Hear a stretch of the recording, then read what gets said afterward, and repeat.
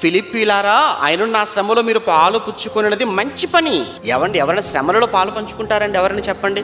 ఏ సువార్థికుడైన కష్టాల్లో ఉన్నప్పుడు, ఏ సువార్థికుడైన శ్రమల్లో ఉన్నప్పుడు, ముఖ్యంగా మీకు వాక్యం నేర్పించి మిమ్మల్ని ఆత్మీయంగా నిలబెడుతున్న, బలపరుస్తున్న, మీ కొరకు నిత్యము ప్రార్థించే, మీ కొరకు ఆలోచించే మీ సేవకుడు, దైవజనుడు శ్రమలలో ఉంటే ఆ శ్రమలలో మీరు పాలు పంచుకుంటారా? మీరు ఆలోచిస్తారా సేవకుని గురించి?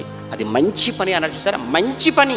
ఆ రోజు ఫిలిప్పీ సంఘం పౌలు గారి విషయంలో అదే శ్రమలలో పాలు పంచుకుంది. చూడండి, ఫిలిప్పీలారా, సువార్తను నేను బోధింప ఆరంభించి, అంటే మీ దగ్గరకు వచ్చి నేను వాక్యం చెప్పడం ప్రారంభించి మాసిదోనియాలో నుండి వచ్చినప్పుడు, అంటే మీ దగ్గర నుంచి బయటికి వెళ్ళినప్పటి నుంచి ఇచ్చి విషయంలో కానీ పుచ్చుకొని విషయంలో కానీ మీరు తప్ప మరి ఏ సంఘపు వారు నాతో పాలివారు కాలేదని మీకే తెలియను అని అంటున్నాడంటే ఎంత గొప్ప సాక్ష్యం అండి ఫిలిప్పీ సంఘం. అంటే పౌలు గారు ఎక్కడికి వెళ్ళినా పౌలు గారు మేము ఉన్నాము, పౌలు గారు మేము ఉన్నాం, పౌలు గారు మేము ఉన్నాం, మీరేం వరి అవ్వకండి అని పౌలు గారిని వెన్నంటి ప్రోత్సహించి తోడుగా ఉండి సహకరించిన గొప్ప మనసున్న వాళ్ళండి ఫిలిప్పీలో ఉన్న వాళ్ళు.